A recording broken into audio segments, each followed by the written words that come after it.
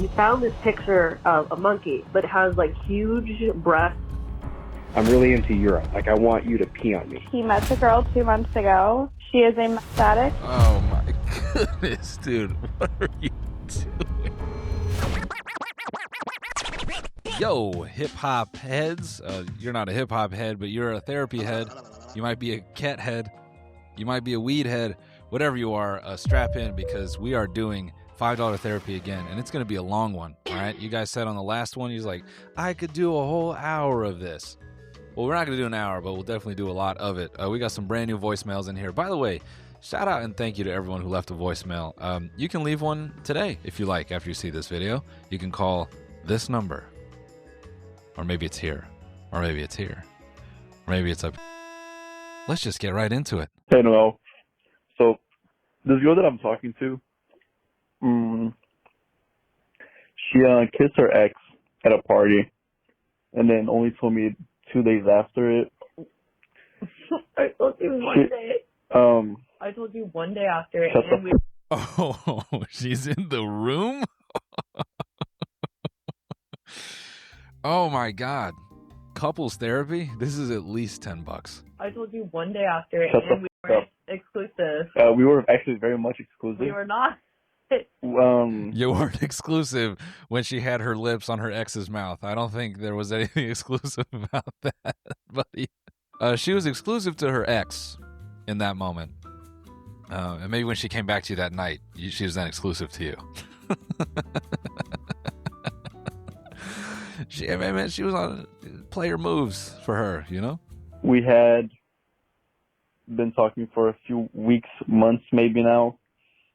And not only did she lie about that, she also didn't tell me that she was taking care of him drunk. Me personally, I think that's worse than anything. What do you think? Should I drop her? Should I drop her? Yeah, those are the two options. Thank you. Those are the two options if she's in the room and you leave that voicemail. Oh my God. Just for the sake of humor, dump her ass. This goes for anyone, all right? If someone you're interested in, and you've been talking for a bit, will sit there while you leave a voicemail, being like, hey, I'm airing you out. And they're sitting there correcting you as you're sitting it, and she's laughing. He or she, it really doesn't matter. If they're chuckling as you're like, this person was kissing their ex, and we were exclusive. We were not exclusive. I told you one day. It wasn't 2 days. Look, man, I don't know if that person respects you. I think, it just really depends. She's taking care of her ex while drunk. You said that's the worst infringement. I don't know the details. I kind of wish I could hear from you both in that moment. But that one I'll give maybe a little bit of a pass in the sense that you don't know the state of this person and would it have been dangerous for this person to be left alone. I think that's a valid consideration. I don't think she had to kiss him on the mouth after he threw up in his own mouth while he slept. I don't think she had to do that. I think she could have just turned him on his side, let it spill out like some old oatmeal. I don't know how much she likes you because it seems you like her more than she likes you just at this point. So I'm going to say I think it's ran its course. But my God, I wish I could have had you both on the phone at the same time. That would have been good. Should I open this up to live calls? You let me know. Moving on. Hi, Noel. I've been a fan for years. Love your stuff. Appreciate Love you. your $5 therapy. I just want to vent. I just want to tell you about the nicknames my partner gives me. I know they're meant to be endearing, but they're not exactly the most romantic or cutesy. Before we even move on to what they actually are, I'm just picturing them being so rude. Hey, pork shoulders. Hey, big back. Hey, dusty elbow. You're my little waffle stomper. You're just my little ham legs. That's all you are. Continue. Nickname he's given me is Clump, Michael Clump. In reference to The Office, where Michael Scott wears a fat suit, referencing that one movie with Eddie Murphy. I knew he was going to call your ass big. I just knew it. And I don't know what that says about me, but just like when you're sitting here telling me your boyfriend got childish names for you, I just knew he was going to go there. I just knew it. So he calls me Clump, Michael Clump. And then whenever I tell him, why do you call me that? He's like, it's you. you're a clown. And I'm like, Talking to you like a little cousin. It's you, man. It's you, Clump. Clump, I would have thought maybe was you don't do your hair. Maybe you've had a dingleberry on occasion, Clump, but to just straight up, 2 layers removed reference the Nutty Professor. Clump. It could be cute. It could be cute. If I were to defend this, and I'm going to let you finish, but if I were to just at this point defend this, I think sometimes this could fall into the category of male partners like to be irritating. It's just fun for us. I don't know. I think there's a dude inclination to say something to irritate our partners because it lets us know you still care about us. If we get you angry, that means you love us still. If we can still hurt your feelings. Because the day we can't hurt your feelings, I think that's when we start raising questions. If he can call you Clump and you're like, thanks, babe. It's like, wait. You're supposed to push back on that. Like, nah, I guess I'm Clump, right? Anyways, I'm going to go, my ex, he needs help driving his car drunk. I'm going to go help him with that. I'm going to kiss him on the penis. second, he calls me ape. That could be a compliment. That could be because of your derriere, Apes tend to walk around with a little, they got a shitter on them, if I could use a gross word. And I don't say this like I would look at my social studies books all bricked up when I saw ape. That's not what I'm getting at. But, apes kind of walk around with a little fatty on them. Yep. Respectfully, I'm not saying you got a fatty on you. I'm just saying that might be the equation he's got in his mind. And this is a bit confusing, but he calls me ape because he found this picture of a monkey, not an ape, actually. A monkey who's like very small, but has like huge breasts. He sends it to me and he's like, look, that's you. You're the ape. It's not a fucking ape, it's a monkey, for fuck's sake. Is your boyfriend slightly, is he like literal in that way? Because I don't know what he sounds like, Is he going like, look at you, you're the ape. Look at you, you're the monkey with the big boobs. Is it that kind of vibe? I don't know. And also, finally, he calls me Big Back. I mean, I called it. And look, ever since Big Back got popular, I mean, that was a dangerous one to put out there. And if I'm making assumptions, I don't think Big Back was part of most people's vernacular. And I think the white boys saw Big Back and they went, oh, yeah. Yeah. It's time to get my white princess with Big Back. And I say this from, I got some white boys in my circle that when they discovered Big Back, that's when their wives and their girlfriends became Big Back incessantly, in a rude way. They'd be like, you want anything, bro? Big Back's in the kitchen. She'll get you something. Shut the fuck up, Josh. Dude, she gets so mad when I say this shit. Anything you say, Big Back. It's great because she thinks I'm going to say babe because it starts with B. But then I hit her with the Big Back. Big ass bitch. Boom. Then they get hit with a can of beer in the back of the head. Like, I get that I'm not exactly the skinniest, but like whenever I'm like, oh, I'm hungry, he's going to be like, of course you do, Big Back.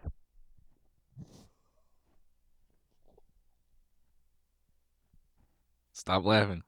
I wasn't laughing. I was thinking of the plight of women in that moment. Like, anyways, just wanted to talk about that. Have a good one. Okay, now listen here, Big Back. I'm sorry, that was fucked up. That was me. You just got to put it back on him. If he's commenting on your size, I think you do like a weird reverse. We're like, get over here, chubby chaser. Come over here, pig. I know you like playing in the mud. You just start jabbing him at his insecurities a little bit. Guys like to take forever in the bathroom because they're just on their phone. And you can get them for that. Be like, oh, you finally clean up that Grand Canyon in your ass back there? All that red mud? All that red clay? I see how you eat. If he's about to sit down and eat like a nice, double pattied burger, just look at him and smile and go, I can't wait to collect your death insurance. Stuff like that. put him in his place a little bit. You want to really upset him, before you head out to hang out with the girls. Be like, all right, I'm gonna go get some real dick. See you later. I feel like you can create a playful shit talking atmosphere. It doesn't sound toxic at all. I think this is like a very healthy relationship that you could start to build. So yeah, I appreciate the venting. Thank you for sharing with us. I think you just need to start hitting him where it hurts. And I know it's a cheap shot going for the wiener, but if he's making you feel insecure, I think you can bat it back. I think that's fair game. So let us know how you do. God bless you. Hey, Noel. My name is Seamus. You ain't real, man. With that voice, you ain't real. I'm moving on. I'm being voicist. Ain't no way. Okay, so I used to pull these absolutely horrendous catfishing pranks on my really good friend in high school, and we would make these Meet Me accounts. Gotta love the boys, man. I love the boys.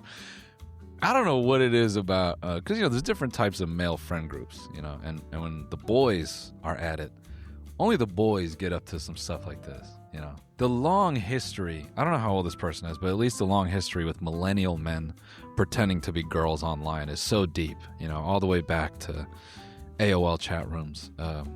They love to be a girl. And so this guy, this horrendous catfishing prank, I don't know what's about to happen, but if he goes on and pretend to be a girl, it's such a thing that the boys get up to. You might have a dude friend group, but they might not be the boys. I'm drawing a distinction here. The boys are always like, Jerry's so lonely and sad. You hear him when we were playing Rocket League the other day. Dude sounded like he was gonna off himself. We should pretend to be a girl that's into him and make him meet up with us for dinner. That'd be hysterical. And we would make these Meet Me accounts for supermodel Instagram girls. We'd go find some girl that was, really attractive. We'd steal her photos and make a Meet Me account. I would find the creepiest dudes I could possibly find on that app, which wasn't hard. And I would give them his address and send them to his address. And I named the profile after his then girlfriend. So at the time, he was living with his girlfriend in an apartment. It was like a basement duplex apartment where the windows were just barely above ground level. That's important later. And I would send these dudes, these just disgusting 40-year-old, 50-year-old, whatever, anything I could find, to his house, and I would ask them to knock on his door, asking for his girlfriend by name, whose name was Kenzie. The account's name was Kenzie. So I'd send these people there, and just back to back. It was actually so easy with these accounts to get dudes to come from all over the state. I mean, an hour drive, whatever it was, they would just flood at any chance to have sex with this girl. So I'd try and get them as fast as possible to his house. So I got a little crazy with it, and this one guy oh, now he's getting crazy with it, sending total just, oh my god, way to play with a fucking person's emotions. Oh my goodness, dude, what are you doing? Such a modern prank, such a modern idea. Yo, what if I created a supermodel account and I sent people who were socially rejected and frustrated to a friend's house? What if I did that? Wouldn't that be crazy? I got a little crazy with it, and this one guy told him, I'm really into urine. Like, I want you to pee on me. I want you to I like to watch men pee. I was telling this guy. So I convinced him to walk around to the bedroom window of my friend's apartment, which was, right above ground level, a basement duplex. And then I got this total stranger to show up and do a crime. And I asked him to knock on the window, which was it was one of those faded glass windows, so you couldn't really see through it. And as soon as he saw someone's face through the window, I wanted him to pee on the window. And I convinced him to do this and that I was into it. And then I wanted to see him pee on the window before I would open the door and have sex with him, right? This girl that he thinks he's meeting up with. At the same time that he is walking around to pee on the back window, another guy texts me that he's just arrived. So I message that guy and I say, hey, there's some creepy dude pissing on my window in my backyard, around the back of my apartment. Can you chase him off for me? I actually managed to get dude number 2 to chase off dude number 1. Dude number 1 starts freaking out. Some dude's chasing me. I'm getting messages from both of them at the same time. I managed to basically prank both of them. Somehow still managed to get both of them to go knock on the door and ask for this guy's girlfriend by name, asking for Kinsey. And of course, every time he's just so confused, he doesn't know what's going on. That's just the end? What the fuck? It goes without saying, man. I mean, you've labeled this evil catfish, and it's definitely evil. Also, just so modern to mess with people in this way. You got a guy to piss on a window. I'm just still processing that, man. I want to say something funny about that, but I don't know how. You got a guy to pee on a window, and you got another one to chase him, and that guy's running around trying to put his willy away, thinking the hottest girl ever just asked me to pee on a window, and now there's a guy chasing me. And he still went back. I mean, whoever you're using for this profile must have been so attractive. I guess that's the power of hotness, right? You can get people doing some insane things just for a chance. Brutal. Well, I guess you got to take this one up with God. I can't make you feel better about it. I appreciate you sharing crimes, I guess, which always escapes me whenever I do these, because back in the day people send written ones, and sometimes you read them and you're like, ooh, I believe this might be illegal. I guess the only real positive here is if the P guy had like a shame kink, because then maybe that was like the best experience he's ever had in his life, and maybe in that respect you gave him exactly what he needed. I shamed, I felt so much shame trying to meet this young lady, and oh God, I'll take that away with me. I just want to see if I can dig up the reason why he did this. Okay, so I used to pull these absolutely horrendous catfishing pranks on my really good friend in high school. Oh, that's right. He did this to his really good friend in high school. Oh yeah, it's just like the best dude I know. I would send total crazy people to his house. Yeah, I'd send guys to piss on his window and come looking for his girlfriend. It's just my best friend growing up. Gotta love the boys, man. Always doing some heinous shit to each other. By the time I'm calling you, I'm just getting ready for summer. Because I'm in college right now.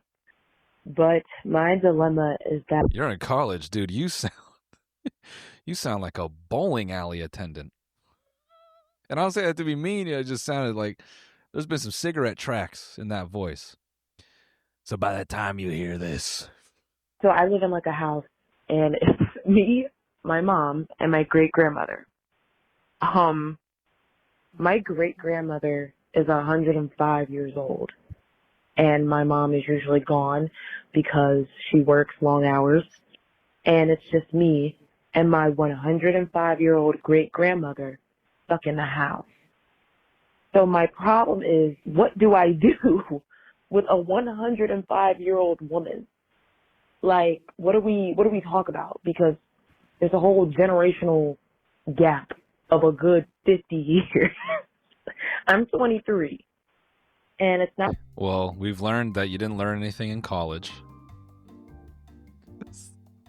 The generational gap between you and your 105-year-old grandmother might be a little bit longer than 50.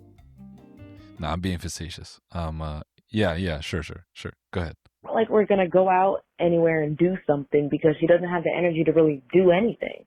She can hold a conversation, yeah, but it's like when she talks, it's very melancholy. Like she swears she's going to die any second. Like, girl, you just walked up here and then walked over to the other side of the room and you just cooked yourself some pinto beans. I think you're going to be okay. What? No, dude, what? Her health bar is blinking so tough. You can't sit here and be like, girl, you're going to be okay. She doesn't know that walk to the pinto beans is lethal. Okay? She has no muscle mass left. Each step she takes is scary. Okay, she doesn't know if you act like her feet work normal. Okay, she's walking on bone. When she walks, it probably sounds like throwing a couple pool cues down a staircase. There's no padding in her step. And she takes probably little steps, because each one, you understand, if your grandmother falls, she can go. Okay, the continence of her bones, if she falls, she might look like the the Marvel meme. I don't feel so good. I think all her bones are just. You could make your grandma disappear if you drop her from a high enough building. I think she'd hit the ground and it would literally evaporate. The only thing left would be her hair and like maybe whatever clothes she had on. I think her skin could literally just. What do I talk to her about, dude? Anything. Ask her what she remembers. You got to treat her like a living page in the Bible, okay? Ask her what the burning bush was like, and not the one she had in the 70s. I'm talking about the one with Moses, all right? Ask her what it was like when they stoned Jesus. Show her modern things, you know? It'd be really funny if you brain rotted your 105-year-old grandma. Just be like, Grandma, you ever seen Skibbity Toilet? And just cue up a Skibbity Toilet playlist and see if she can handle that. You might kill her.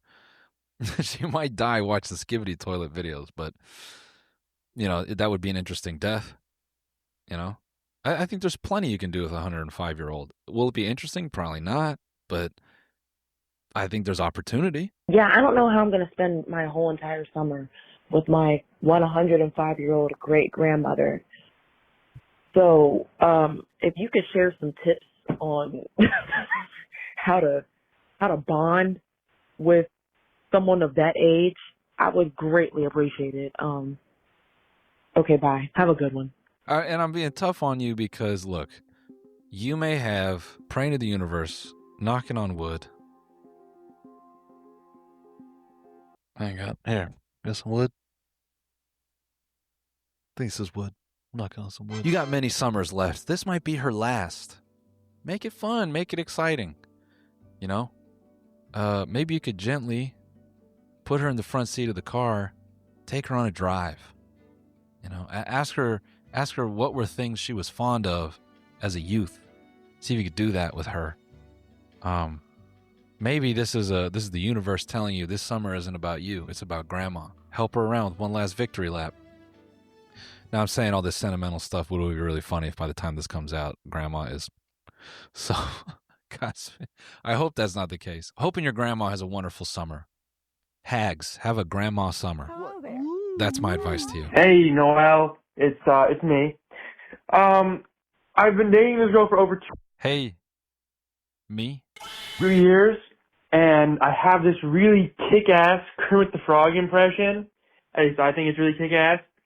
But she doesn't like it, and she hates it. But all I want to do, all the time, I just go, it's me, Kermit the Frog, and talk like that, and I can't stop. And she doesn't like it, but I gotta keep doing it. I gotta do it. Look, brother, you sound very eager. And I think the tough part with your girlfriend that she loves you, but she doesn't know how to tell you that the Kermit impression is kind of mid. And I'm hearing you do it, and it's just okay. I think that's the frustrating part. I think if you did it really well, then she'd be all right with it. It don't really hit. It's like mine. I do like a mid impression of Kermit. Kermit the Frog here. It's just, I think when it comes to impressions, if you're doing them passively, it's fine. When I do my shit English accent, it's okay because it's for a few words at a time. I don't punish people with 30 and 40 minutes of repetition of this impression. So I think that's the problem. So I think you got one of two choices. I think you have to get much better at it, or just give it up entirely and do a different impression. But if she's a good person in your life, I don't think a Kermit impression is worth losing her for it. You know what I mean? Good luck with that. Hi, Noel, Miller, and friends. My name is Ashley, and this is my submission to bipolar therapy. Anyways, I left my husband because he's a closeted homosexual. Now, why do you have to say it like that? That's not fair. We weren't ready for that. That was the funniest way you could have said it. And none of us were prepared. As the gays might say, you snatched him out of that closet. I gotta hear her say it again. I'm sorry. I left my husband because he's a closeted homosexual. So he's a Counter-Strike player? And I wanted more. I gave him a hype talk, whatever. He went crazy. That I don't even know what. He was stalking me, showing up at houses, examining shoe print sizes in the snow and shit, accusing me of things. I pressed charges. He's out of my life. Not quite. This was 4 months ago. We still have to do criminal court and divorce court. Anyways, my husband, soon-to-be ex-husband. Analyzing shoes? That's a clue. That is a clue. Soon-to-be ex-husband is engaged. He met the girl 2 months ago. She is 8 years older than him. She is a meth addict. And what else? Oh, yeah, she's missing about half of her teeth from methamphetamine. And she was a coke whore and a meth whore, if that's a thing, but she was a coke whore. She was hooking for the meth and the coke. Anyways, I don't really need advice. I don't know. I just felt like, this would be great. You marry a gay man. Well, you don't know. I did not know he was gay. I was a virgin. And then I learned after. You thought vagina was yucky. I'm sorry. After 4 years of marriage, that sex should not last an hour. Blowjobs should not last 45 minutes to an hour. And I leave my marriage. About a week later, I get horny and I find a boy. And sex only lasts, 10 minutes? Fucking cock only lasts, 5 minutes? Anyways, thoughts and prayers for her, thoughts and prayers for him. Thank you for listening, Noel and Co. Goodbye.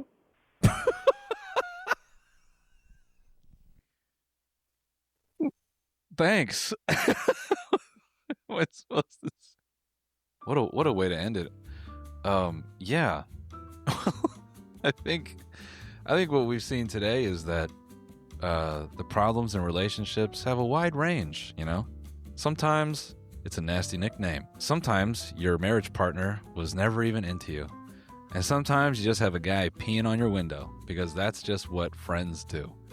Guys, thanks for sitting through this very intense and funny episode of the $5 Therapist. We'll see you next time. As always, you can send us whatever you're going through, and we'll be sure to dig it up and dig into it. Thank you guys. I'll see you on the next one. Goodbye.